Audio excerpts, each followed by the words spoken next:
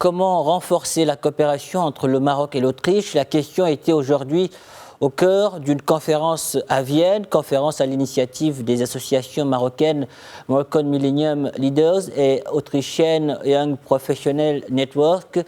Plusieurs élus, opérateurs économiques, acteurs associatifs et académiciens y ont pris part. Mobilité, développement durable, échanges culturels, plusieurs sujets ont été abordés.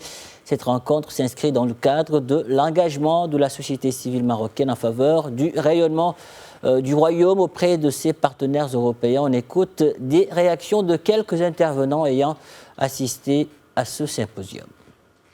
Nous tenons cette réunion et cette conférence à Vienne avec nos partenaires, inspirés en tant qu'association Moroccan Millennium Leaders par le discours de Sa Majesté lors de l'ouverture du Parlement, où il a appelé la société civile et l'ensemble des parties prenantes à être des acteurs agissants.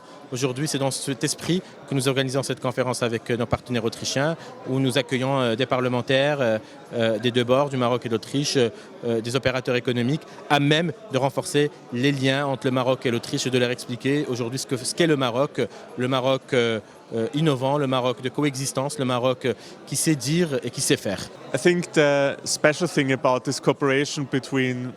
Je salue l'essor des relations maroco-autrichiennes, mais il est aussi important de diversifier les domaines de coopération en renforçant les dimensions culturelles et économiques. Dans ce sens, je voudrais saluer l'expertise marocaine en matière d'énergie renouvelable. C'est un modèle à suivre.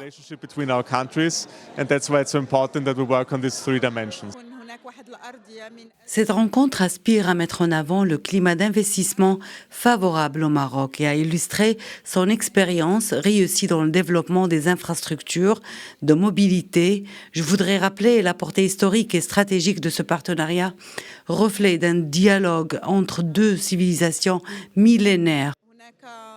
J'appelle donc à saisir l'opportunité pour consolider cette relation, d'autant plus que le Royaume joue un rôle central sur le continent et demeure un partenaire incontournable dans les dynamiques euro-africaines.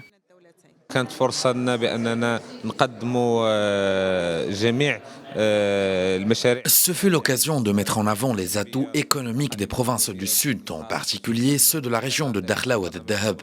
De grands chantiers opérés avec succès grâce à la sagacité de Sa Majesté.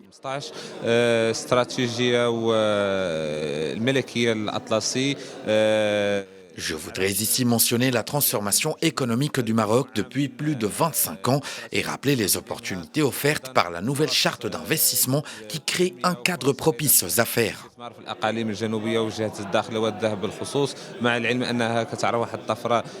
J'évoque là également des secteurs phares de Dakhla tels que le tourisme, les énergies renouvelables et l'aquaculture qui renforcent son rôle stratégique dans la région.